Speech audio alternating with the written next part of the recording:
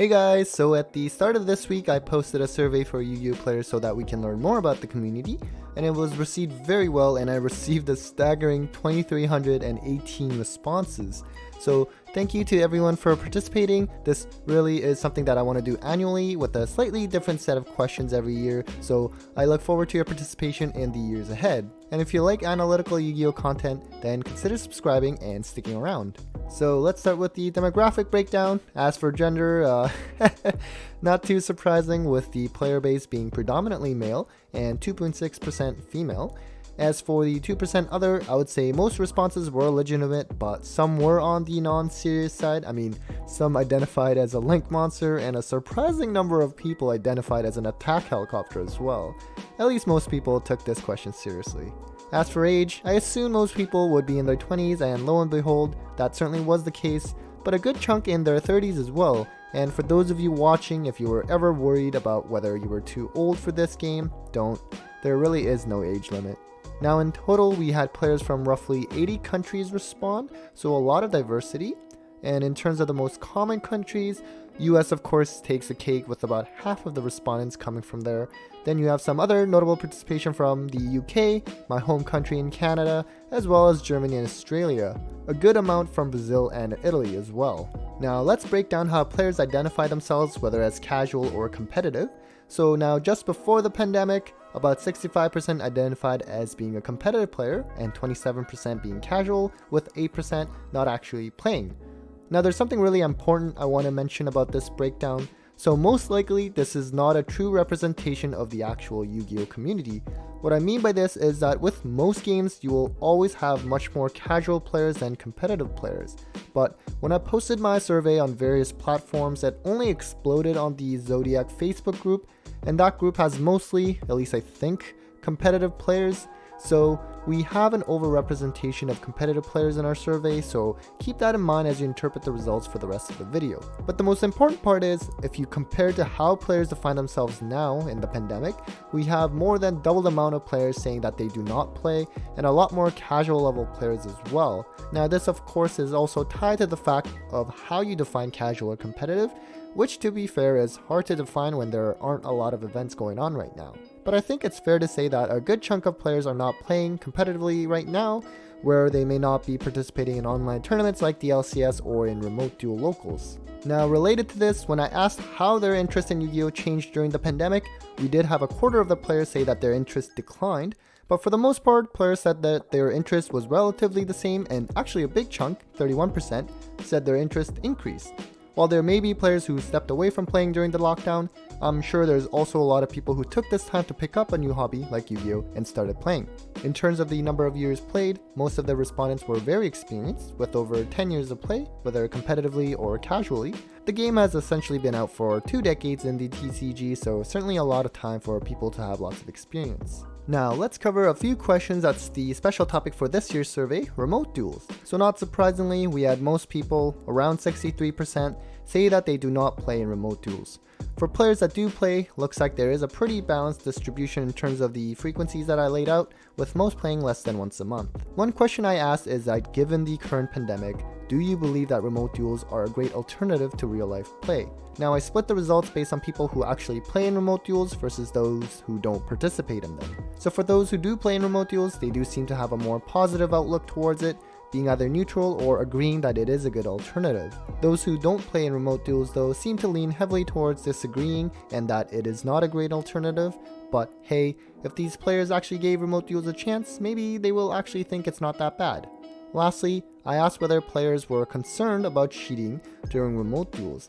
Now I wanted to ask this question because I thought that perhaps the people who always clamor about Remote Duels being full of cheating are just those who never actually play in Remote Duels, while those who actually do, maybe they don't actually think cheating occurs all that much. But to be honest with you, I was pretty wrong with that hypothesis. Whether you play in Remote Duels or not, there really was a strong sense of concern for cheating in Remote Duels. And I know this was a big talk for one of the Remote Duel Invitationals about a month ago, and it certainly is a big downside of Remote Duels, but for the time being, at least it does provide us with an alternative to play in tournaments with our physical cards, and it'll just get us more excited for when we can finally go to events in real life. So let's just hang in there.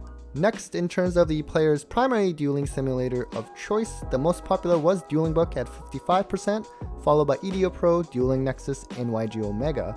To be fair to YG Omega, I believe only the beta version is out at this point, so I'm sure there will be more people using that simulator with more time. Now, even when I looked into this based on whether the player defined themselves as casual or competitive, Dueling Book still came on top for both groups, although EDO Pro was right up there among the casual players. In terms of hours spent on simulator per week, about 37% spent at least 4 hours a week on it. Clearly, we do spend a good amount of time on these simulators every week, so it would be nice if Konami would finally build an official simulator for us. So I asked the players to pick their favorite Yugi-Tuber, and I know I did not have everyone listed in the survey, but players did have a chance to write out their favorite if it was not on the list, and I took account of that. So I'm gonna highlight the top 5, and I'll just list the numbers 6 to 10 at the end as well. So coming in at number 5, we have Simo. Of course, one of the biggest names in the Yugi-Tubing scene, who brings meta-analysis, top decks, and also is the creator of the famous Progression series and the history of Yu-Gi-Oh! Definitely a great channel for both casual and competitive players. At number 4, we have Joseph Rothschild, aka MBT, the platinum artist of Ram Ram Ranch. He brings a ton of humor on his channel, and his 10-minute testing videos are a great way to quickly learn about rogue decks, and you may also know him as Simo's partner in the history of Yu-Gi-Oh! Series. Number 3, we have the DB Grinder. If you're looking into competitive play, then you have to follow DB Grinder, as you'll learn a ton from him commentating on replays, whether he points out misplays or plays that were done well. Like I said, we do have a lot of competitive players who took this survey, so it didn't surprise me to see him on here. Gotta love to see it. Then at number 2, we have Crush Cards, Logan and Brian, and well, I guess also all of the alpacas. They bring a diverse amount of content from deck profiles, product openings, archetype lore, and do so with a lot of positive energy. A very fast growing channel as well, so keep an eye out for them. And finally, the channel with the most votes as their favorite Yugi-Tuber is Farfa. He won by a pretty wide margin as well, and he is just so funny and brings mostly meme videos that are short and sweet. He also streams as well, and I think his sense of humor really attracts a lot of people. You probably have seen him as Team Sam's partner on the Wheel of Yu-Gi-Oh! Series as well. And to quickly list the other favorite Yugi-Tubers from numbers 6 to 10, we have Lithium, best known for the Cross-Banless Cup videos, MST TV that provide great content related to rulings and market watches, Team Samurai X1, one of the biggest names in this game, who brings a variety of Yu-Gi-Oh! Videos like deck profiles, pack openings, and challenges.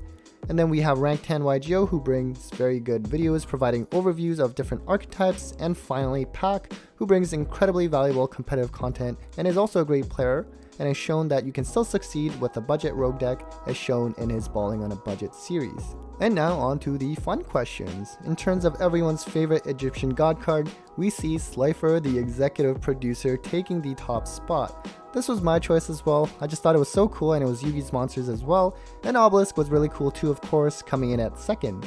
This is interesting because the Egyptian god structure decks are coming out this summer, so Konami, if you're watching this, then maybe print a little bit more of those Cypher decks. And the least favorite Egyptian god was the Ultra Mega Fried Chicken, although 20% is still pretty respectable. As a kid, I personally found it hard to take Raw seriously, considering that it basically got a new effect added every episode.